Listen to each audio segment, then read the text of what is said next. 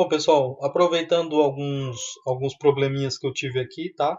Eu estou aproveitando para fazer esse aviso antes, tá, de entrar na aula. Primeiro, a aula 21, tá? A próxima aula 21, ela tá sem áudio. Pessoal, foi o seguinte, o Camtasia, se eu baixar, não prejudicou a qualidade da aula, porque eu só abaixei o áudio aqui, tá? E ela tá muito baixo mesmo, você não consegue escutar o que eu falo. Na aula 21, tá? Eu deleto, aliás, eu sigo implementando.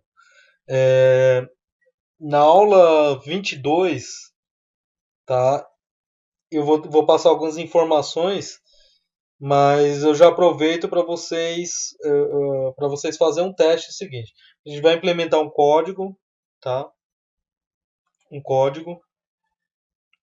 Eu não posso mostrar aqui que a gente já.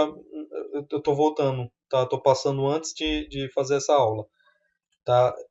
Mas acontece o seguinte: a gente vai implementar um código e esse código eu vou deixar tipo algumas coisas a fazer, tá? Eu vou trocar duas variáveis, um exemplo, duas variáveis e aí acaba que é o seguinte, acaba que vocês fica para vocês tentar identificar aí como é que faz para deletar, tá? Como a dinâmica do arquivo a dinâmica da aula é a gente se listar alguns arquivos de um diretório do Word e deletar uma lista de arquivos de acordo com a extensão. Essa é a proposta da aula. Quando chega na aula 22, eu vou virar para vocês e falar assim, olha, não, é só listar mesmo os arquivos e não deleta nada.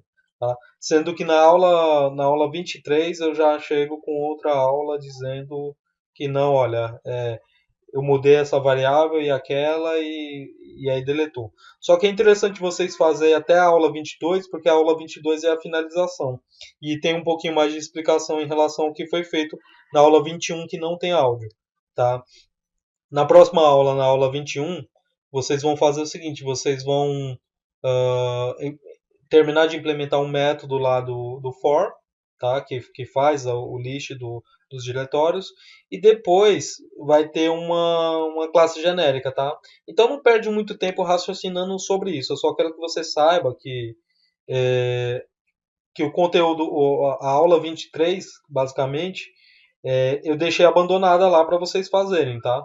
E aí só na aula 24 que você vai conseguir ver o resultado. Ou 23. Acho que na aula 22 eu já encerrei. Na aula 23 acho que só tem o resultado lá. Tá? Então um abraço, até o próximo vídeo aí.